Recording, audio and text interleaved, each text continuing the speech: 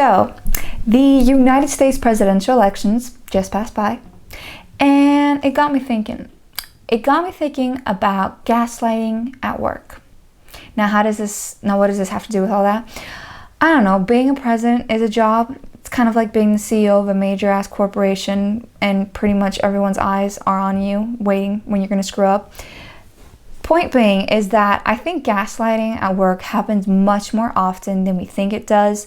It's also something that's not really talked about because we're used to hearing gaslighting more in terms of romantic relationships. So this is where my video comes in. I'm going to use this video to talk about, first of all, what is gaslighting and what gaslighting looks in the workplace. But I'm also going to talk about how a gaslighter appears, how a person that does this kind of shows up at work, but also what the person that's getting gaslighted feels like. And lastly, and most importantly, I'm going to show you how to manage it. So, if you are new to my channel, don't forget to introduce yourself in the comment sections below. My name is Olympia. I have a degree in cognitive neuroscience and art history. And what I like to do, I like to dissect that pretty little brain of yours and see what makes you tick, but also makes you talk. So let's see if your boss or your coworker left the gaslight on. First of all, what is gaslighting? Gaslighting is a type of emotional manipulation. It's actually emotional abuse, where the perpetrator, the person that's doing the gaslighting, their entire purpose is to make you question your own reality, is to make you question your own sanity. They will twist events, truths, words, situations, anything that will make you in the wrong and them in the right. And of course, gaslighting is all about control. And what better way to control a person by making them think that they can't even trust themselves. Now, of course, being gaslighted is emotionally draining. You can become so overwhelmed with everything around you. You don't really know who you are anymore. So I've made a freebie for you guys. I will link it below. Make sure to check out my site where it's 6 ways to underwhelm when you're overwhelmed. And just getting a clear mind and a fresh perspective, which is what my channel is all about, can really help you understand if you are actually being gaslighted at work. So a few signs that you're being gaslighted at work is that you overwork yourself because you feel like you're never enough, that you get negative criticism but it's not constructive, you're getting kind of mixed messages and don't really know what you're supposed to be doing, that maybe your boss, your coworker, your manager is asking you to meet up privately but then denies if anything happens. By the way, if any of this resonates with you, let me know in the comments below. But also it could be such like really small things, such as things that are missing from your desk or your emails are opened, and when you confront it, they tell you that you're overreacting or that it's not true. So how does a person that is being gaslighted look like? Well, they apologize really often. They feel indecisive, which makes sense because gaslighting is all about distorting your reality. And you're afraid to take on new opportunities because you're afraid of the negative criticism and everything that will come with it and the bullying that will come with it.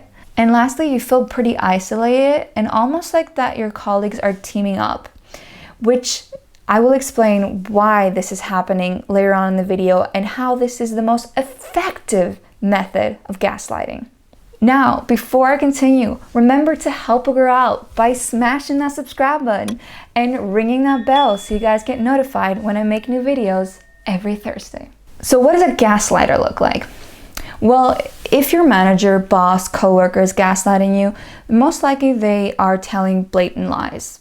And you know in your core that these are lies, but they will do methods, and this is what I meant before by when I said teaming up. They will use the method of triangulation, which is bringing in a third person in order to verify their point. So they will be saying something that you know is not the truth, that you know you never said, or they will refute something that they said, and they'll bring another person in, and that person will say, yeah, of course, he never or she never said that. You are wrong. You are crazy. You are reacting. And the method of triangulation is the most effective way to make another person question their reality, a most effective way to gaslight someone. Another thing they'll do is that they will ask you to meet in private, and then they will deny anything that has been said in that setting. They will project a very different image to the entire workplace rather than what they're projecting to you when you are alone. They will use tactics such as guilt tripping or emotional coercion, which basically they're just going to make you feel guilty in order to do what they want. And then if it's a coworker or a manager, let's say, not to going to the extent of your boss, harassment reports. Gaslighters love harassment reports. And what is the most severe harassment report you can do?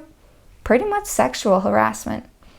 So they will spring a lot of those on you if you start reacting and calling them out. And that's another thing with gaslighters. They hate when you start seeing their flaws. They will become vindictive, aggressive.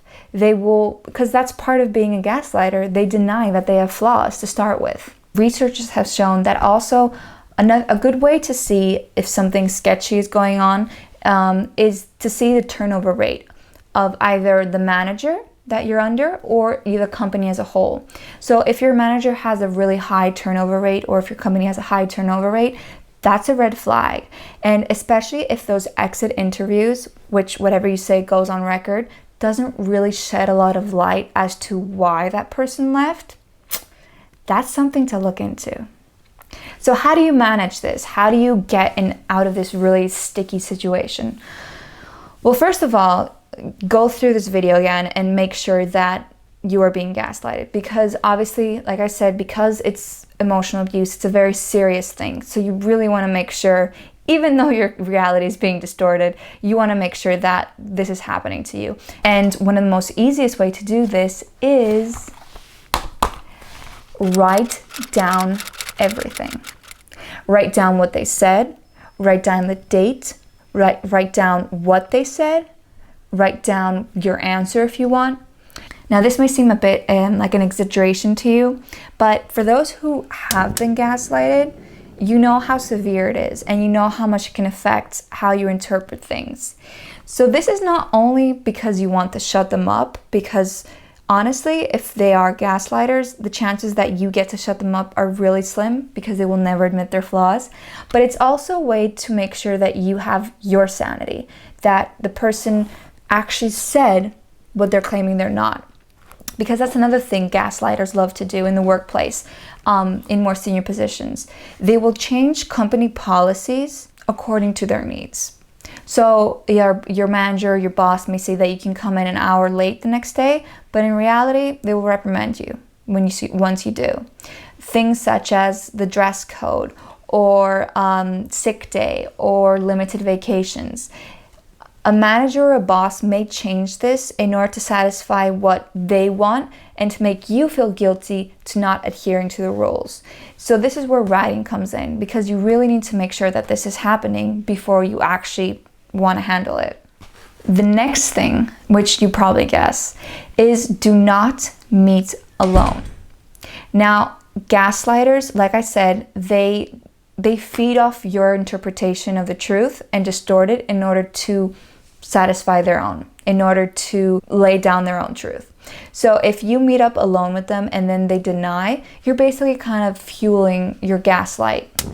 But if you insist on having someone else in the room, then you can do exactly what they're doing. Because if they bring someone in the room and that person then denies it also, that's what I was talking about of triangulation, which is probably why you feel like you're getting teamed up and that colleagues are working against you.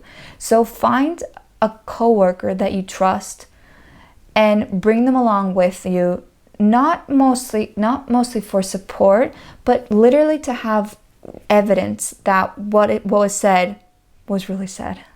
Now, if you do actually go through this, if you actually want to confront your gaslighter, harsh truth time, be prepared for the shitstorm to come. Gaslighters, like I said, do not feel comfortable being accused, showing their flaws. So most likely you will have a very manipulative, even maybe aggressive answer. And lastly, If this is honestly that is something that is happening in the workplace, if this is honestly something that is happening to you, consider leaving. I am sure that circumstances may not be ideal, but sometimes you have to think about your psychological well-being. If you find that you cannot escape this, you have to understand that no one is worth being gaslighted for. No one is worth having your reality distorted, making you feel like you're overreacting, or you have no support, or that you are isolated, or that you feel like you're being spied on. Now, I hope you found this stuff useful. Don't forget to introduce yourself below if you are new to my channel. Also, like I said, help a girl out and smash that subscribe button. Give me a huge thumbs up to make my algorithm love me. Ring that bell for your weekly Thursday videos. But most importantly, guys, share this video with someone who needs to hear it. And that's it, folks.